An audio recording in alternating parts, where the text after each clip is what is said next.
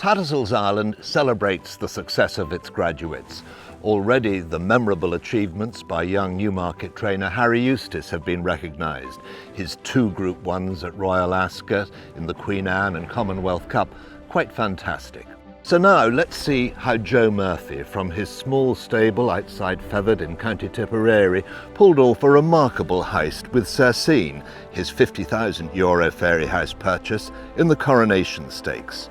In doing so, she completed an impressive Group 1 treble for Tattersall's Island September yearling sales. So again, we'll honour Cercene's success and everyone who made it possible.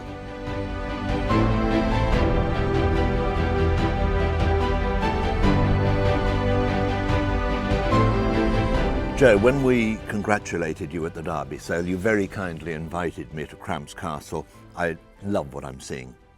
Thank you, Robert. It's a pleasure having you. How long has this been home to you? I came here, I bought it in '76 with my father. I rode a horse called Hey Bob, and we had a small bet on him, and I had the money going around in my pocket. And he said, a German, Manfred Naundorf, came down on a Sunday night to talk about farming. And he told my father that Larry Keating's place was up for sale. So I came up on the Monday and he said, if you give me the money, I'll guarantee we bought it that Monday evening. No regrets? No regrets. No, the minute I saw it, I said, to see one field I could gallop in, to see 2 fields I could gallop in was like heaven, you know what I mean? And of course the innocence and the dream lives on. Joe, your father was a businessman, PZ Mower. Yeah. Why did you become a trainer? And also I want to know, you started off as a jumping trainer. Well, my father was always national hunt orientated, and he was very friendly with W.T. O'Grady. And the first horse he had was a horse called Vicon, who was called after a brand of machinery he was importing. And Willie and himself were great pals. And then I went up to O'Grady's at about 12 years of age on summer holidays. And the minute I walked into O'Grady's, I said to myself, this is what I want all my life. Joe, I want to find out how you found Cercene. Just walking around the sales, and we had all fillies marked. And when I saw the page, I said, we won't be able to afford this one. But I looked at her, and the minute I saw her, and then I got Joseph to look at her, and we did decide she's small, but sure, that's the reason why we might get her, you know. But she had the walk of a big horse, and the more I looked at her, I didn't buy her, she bought me, as I said, and that's what happens. It's lovely, that. When you want them, you know. But just tell me now, she is a chestnut filly by Australia, out of an acclamation mare. She shares a grand dam with Mohat there. It's a lovely page. It's a fantastic pedigree. She was only 20 lots from the end of the sale. I mean, did you have others marked down and you'd been frustrated, or what? We did, but we kept our powder dry for her. Did you? We did, yeah. And it was either, when you look at a horse and you get butterflies in your stomach, that's the right one. It was a strong sale, nobody'd gone home. Were you confident of getting her? No, because I was told there was a bigger man than me, and we were prepared to bid on what we prepared to bid. We'd always go 1 bid over what we have. I'd never lose a horse for a bid, because if you like him that much, you'll go that extra yard. We were delighted to get her, you know. And then we brought her home, and then we divided her up with owners of mine that are long family friends as well, you know. And we try and buy we buy for all our owners in mind. But she was bought on spec. You didn't actually. I mean, Shane hadn't come to you and said, no, we never met Shane till then. Shane bought into her with the help of I think it was Christy Grassig advised him on it, and so Shane came in after, I think it was after she was third in Gorn, but she ran a great race. Tell me about Shane now. I mean, he describes himself as the boy from the bush. He's Australian. He is, and he's a wonderful man, and he's a stockman now, you know, he's a cattleman. So he knows what he's looking at, you know. But we had declared that we recommended her this filly, but I told him she is small, and he agreed she is small. But he took his chance and has paid off, and we're all very happy now. She's beautifully put together. Describe her physically and mentally. Mentally, she eats and sleeps. She trains herself. She's no problem. As you saw there this morning, you could put a child on her and she'll mind them. She's magnificent. Yeah, and she has the right attitude for racing. Laid back to the last. On the transport, TJ told me she ate in the box and she drank her water on the transport over. Wonderful. So, and then with TJ, we had no problems with her. He's a wonderful man to have. I was very lucky to get him to bring her to Ascot, TJ Cumberford. Yeah. When did you see the ability that she was to show you on the racecourse? We always knew she always done everything very easy, right? And there's a point there we thought she was so relaxed that she a mile and a half, she was so laid back, you know. But the first day we bring him to the Curragh for their first spin as a 2-year-old, and she sat in behind 2 horses in front, and she came up beside him, and she just looked around and said, "Is that all you have for me?" Yeah. That was it. Yeah. Joe, tell me what's in the name. You named her, Cercene. I did. After that gallop in the Curragh, you have to get this one named quick, and camera wasn't here, and I said, I'll get it done. So I Googled it, looked up the town, which you can't pronounce, but next thing, the French version of the same town in its history was Cercene. Now, I think the commentators call it Cercene, but I'm not sure about the right pronunciation, but I think it is Cercene. And I liked it because it felt feminine. Yeah. It felt feminine, and she's very feminine as well, you know. Yes. So. She was described as an eye-catcher on her debut. She wins next time at Naas. She ran a stormer in the Guineas. She did. She was the only filly to pass 3 horses in the last furlong, and that gave us the confidence to go to the coronation. Do you ever have a bet, Joe? Not really, no, I'm not a betting man. I'd have money in my pocket and I'd say, sure, the prize money will do me. Do you know what I mean? Or the asset value. I'm only saying because she shouldn't have been 33 to 1. No, that's why, you know, and probably from a small yard and going to Ascot, and then the price goes out, because basically a lot of people in England, they wouldn't know where we came from or know much about us. Do you know what I mean?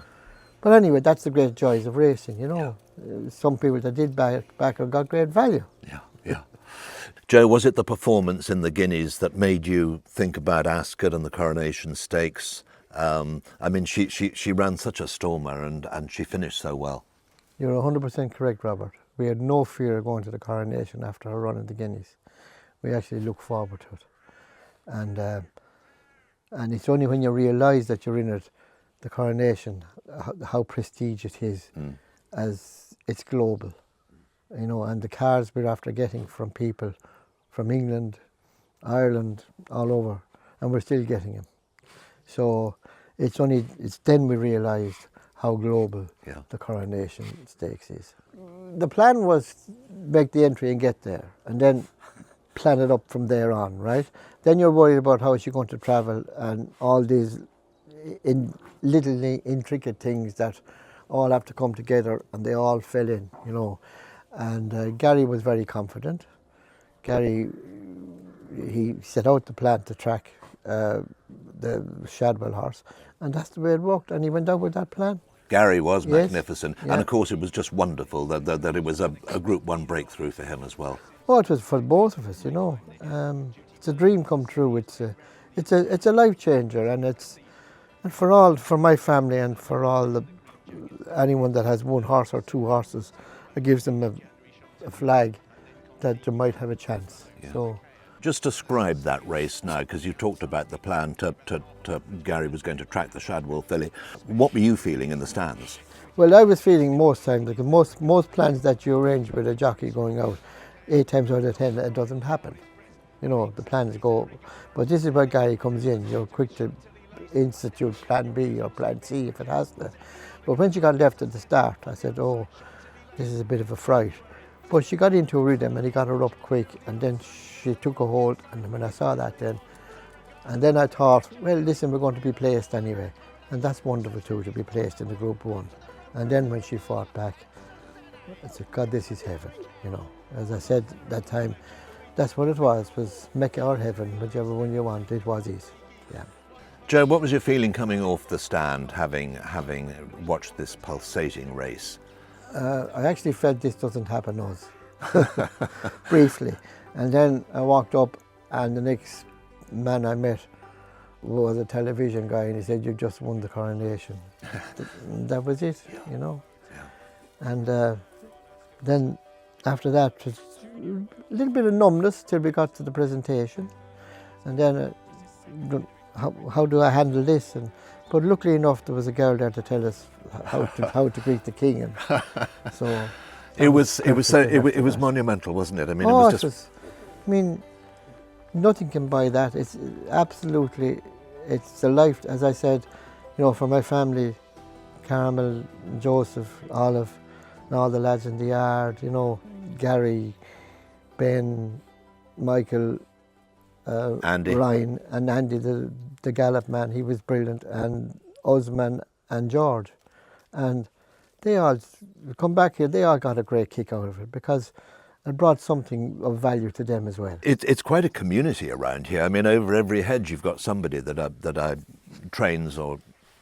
Well, you see, Robert Feathered was always. You see, it was a military barracks. It was a cavalry town in its day. So, that meant it was an officers' barracks, and the hunting all started from there. Mr. Williams was master of the hunt of the tips, and he had a house opposite, right beside the church, called Perryville, and that's where he stayed for the hunting season. And all the hunters, they stayed at the back of McCarthy's Hotel. So the English visitors and the whole inputs of horses was always in Feathered, you know. And then you had the start of Coolmore, I think the Murphys owned it originally, then Vigors, and you had an input of, and then you had Betty Farker, and you had all that input of the horses and farmers then breeding, and it became famous for the horses that were bred around the area. So I suppose Feathered is what Lambourne is to England, and the Curragh is what Newmarket is to England. Well put. And Joe, it's so apparent though here that it is such a family concern. Your wife Carmel, your daughter-in-law Olive, your son Joseph, big time. Do you know? I mean, it's a family concern. It is, and we're fortunate enough that the numbers now we've cut down, because it's very hard to get staff in Irish racing. It's going to be a problem, and how they're going to address it, I don't know. We like to give every horse a good chance and try and do the right thing all the time. We know she's by Australia, out of an acclamation mare. You know, there are some wonderful milers and other horses, but do you see her, obviously you're going to stretch her out, but you were almost thinking of an Irish Oaks? And we were, because of her attitude, how laid back she is, you know. But then we felt that the jump from a mile to a mile and a half might be too sudden, too quick, and let's go the mile 2, and we're taking on the older horses. But then she has the allowance, and she's such a good traveller, and the Nassau then is the right race for her to go to find that out. Yeah, you know. yeah. Probably maybe the Pretty Polly came too soon between the races, you know what I mean? So yeah. So the plan is the Nassau, then the Matron, and then maybe the Breeders' Cup. She cost you, as we know, 50,000. For similar money at Tattersall in September yearling sale, you got Gustavus Weston. You got Rose Hip for 10,000, I think, who won a Nijinsky Stakes, exactly. It's been a lucrative little hunting run. I love the September sales. When I was young, I'd go into the sales with my father and meeting Jack White, going up with Willie O'Grady, and you pick up little things off those great men, you know what I mean? That was always a lovely sale for us. It was a great learning curve for me to start off at the September yearling sales. And then the history has proved itself that some great horses have come out of it, you know? Yeah, yeah. And as sires, I think every sire can get a good horse, you know? And if you have the good one, who cares? You know, so sires don't bother me too much, because I think they're all well bred today. The partnership is the horse and man. You've made a heck of a partnership, I have to say, and you've got such a wonderful following. And wherever this filly takes you, and we might be going to America if everything goes well. Yeah, we might be. Yeah. It's I hate to say we are, because living with horses, there's no such thing as a definite decision. No, one race at a time. One race at a time. Yeah, that's correct, Robert. Yeah. Joe, wherever Cercene takes you, you'll have the backing of an enormous amount of people. We're so proud to be associated, and we look forward to greeting you in September. Well, that'd be wonderful. I'll be there anyway, and hopefully we can pick up another Cercene.